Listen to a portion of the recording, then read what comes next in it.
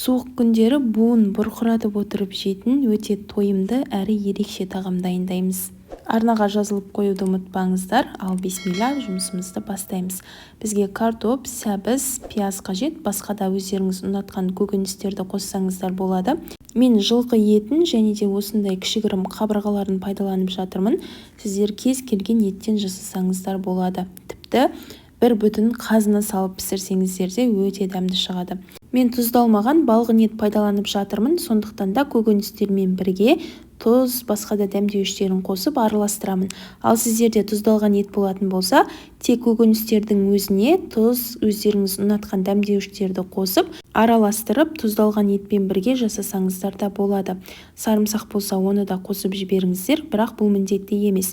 Дәл видеодағы осы сарымсаққа арналған үккішті алып алуға кеңес беремін. Өзі арзан, өзі маржан, өте керекті құралдардың бірі. Міндетті түрде сатып алыңыздар. Енді барлығын жақсылап араластырып қарынға саламыз. Менде жылқының қарны. Осындай майлы бөлігін міндетті түрде ішіне қаратыңыздар.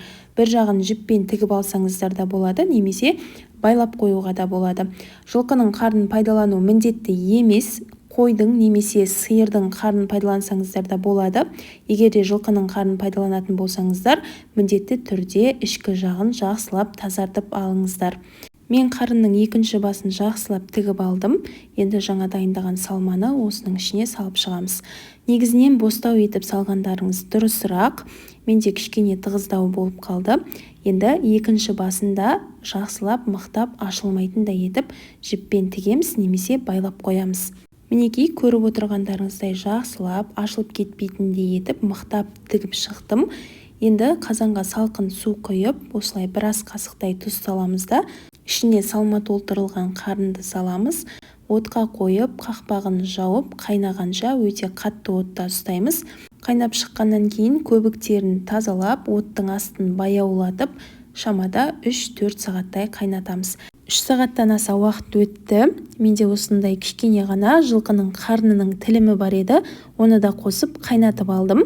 Ал қарын бүрменің кішкене осындай бөлігі жыртылып қалды. Мен кішкене салмасын тығыздау салып жіберген сияқтымын. Ал сіздер мейлінше бостау етіп сала бергендеріңіз дұрыс. Ал бұлай өте тамаша болып пісті. Иісінің өзі тәбет тартарлықтай болып тұр. Қарынның тігілген жері жыртылған жоқ. Көріп тұрғандарыңыздай әп-әдемі болып тұр. Мен кішкене салмасын тығыздау салғандығымнан сорпаның бетінен шығып тұрған бөлігі аздап қана осылай жарылды. Сіздер мейлінше бос етіп салыңыздар салмасын, сонда әп-әдемі болып пісіп шығатын болады. Және де айта кететін нәрсе, қарынды қазаннан алар кезде де өте мұқият болыңыздар. Қарын сондай былбырап пісіп тұрғандықтан жыртылып кетуі мүмкін. Енді дәл осылай астына салат жапырағын төсеп осы қалпында ұсынсаңыздар да болады. Немесе жаңағы қарынды қайнатқан сорпаға бірнеше қамырды салып жіберіп, қамырдың бетіне қойып ұсынсаңыздар да болады.